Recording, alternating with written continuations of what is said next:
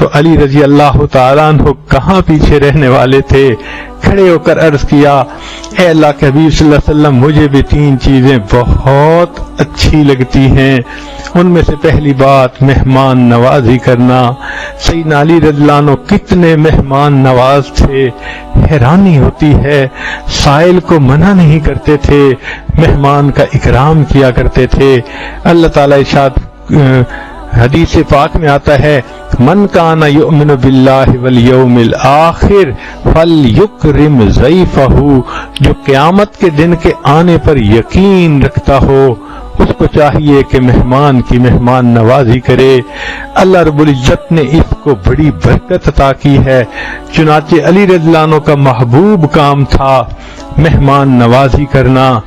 سبحان اللہ، اس کی اہمیت کا اندازہ اس سے لگائیے کہ اللہ کے حبیب صلی اللہ علیہ وسلم کی سیرت میں ایک واقعہ لکھا ہے، ایک مرتبہ آپ کے ہاں مہمان آیا جو یہودی تھا، آپ صلی اللہ علیہ وسلم نے اسے ٹھہرا لیا۔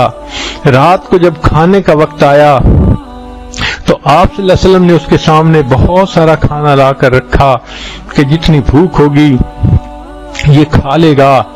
اس اللہ کے بندے نے اتنا کھایا کہ اوور ایٹنگ خوب کر بیٹھا، حتیٰ کہ جب رات ہوئی تو وہ سویا، پیٹ خراب ہو گیا، اور صبح فجر کے وقت اس کے جو ہے وہ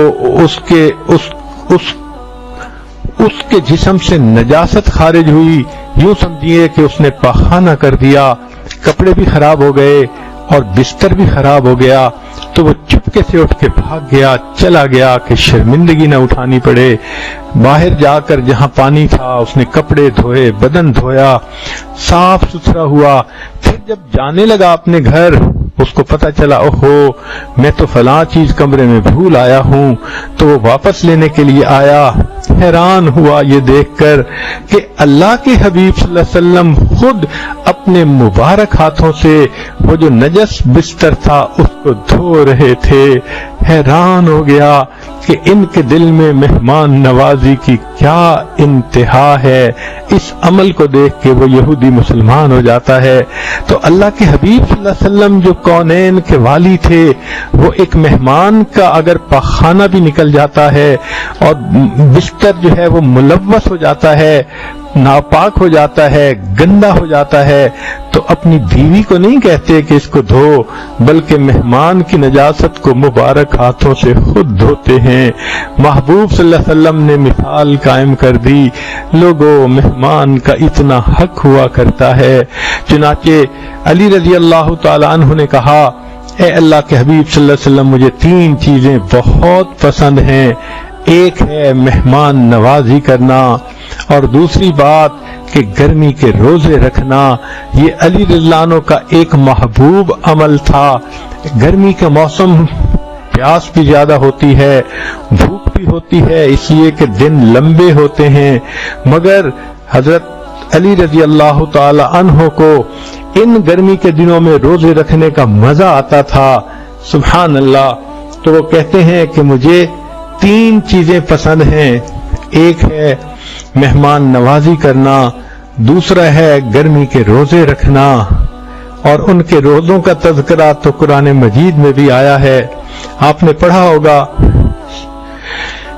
قرآن مجید میں، جس کی تفصیل یہ ہے کہ ایک مرتبہ حسنین کریمین سیدنا حسین لانو اور سیدنا حسن لانو دونوں بیمار ہو گئے، شہزادوں کو بخار آ گیا، اترتا نہیں تھا۔ سیدہ فاطمہ الزہرا رضی اللہ تعالیٰ عنہا اور سیدنا علی رضی اللہ عنہ نے منت مان لی کہ اگر ان بچوں کا بخار ٹھیک ہو جائے گا تو ہم 3 دن روزے رکھیں گے۔ اللہ نے بچوں کو شفا عطا فرما دی۔ علی رضی اللہ عنہ نے اور فاطمہ الزہرا رضی اللہ تعالی عنہا نے روزے رکھے۔ جب پہلا روزہ رکھا، افطاری کے وقت کچھ تھوڑا سا سامان تھا جس سے افطاری کا ارادہ تھا، تو انہوں نے دیکھا کہ اس وقت ایک دروازہ کھٹکھٹانے والے نے دروازہ کھٹکھٹایا، پوچھا کون ہے؟ کہنے لگا میں مسکین مدینہ ہوں، بھوکا ہوں، اس دروازے پہ آیا ہوں کہ ضرور کچھ نہ کچھ مل جائے گا۔ میاں بیوی دونوں ایک دوسرے سے مشورہ کرتے ہیں، ہم پانی سے روزہ افطار کر لیں گے۔ کھانا اس کو دے دیتے ہیں، چنانچہ کھانا اس کو دے دیا گیا۔ سحری بھی پانی کے ساتھ کر لی گئی۔ اب اگلے دن علی رضی اللہ عنہ نے کچھ محنت مزدوری کی تو افطاری کے لیے کچھ پیسے مل گئے۔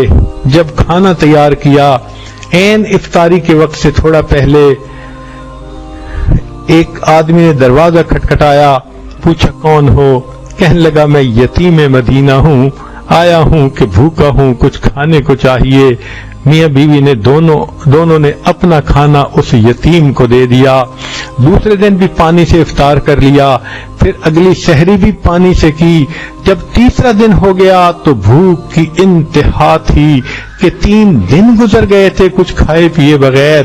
جب افطاری کے وقت کچھ تھوڑا بہت انتظام ہوا، ایک آدمی آیا، دروازہ کھٹکھٹا کر کہنے لگا کہ میں ایک قیدی ہوں، کھانے کے لیے آیا ہوں۔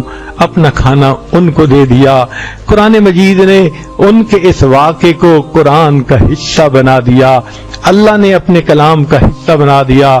وَيُطْعِمُونَ الطَّعَامَ عَلَى حُبِّهِ مِسْكِينًا وَيَتِيمًا وَأَسِيرًا۔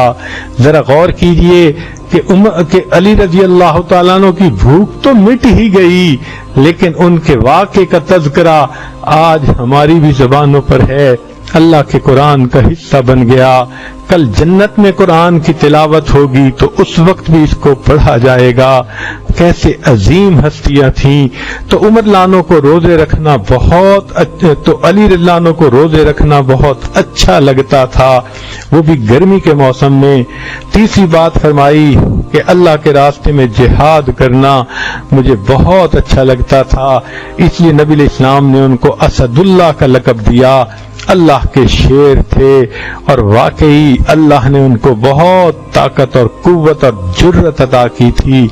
چنانچہ علی رضی اللہ عنہ کو 3 چیزیں پسند تھیں: مہمان نوازی کرنا، گرمی کے روزے رکھنا، اللہ کے راستے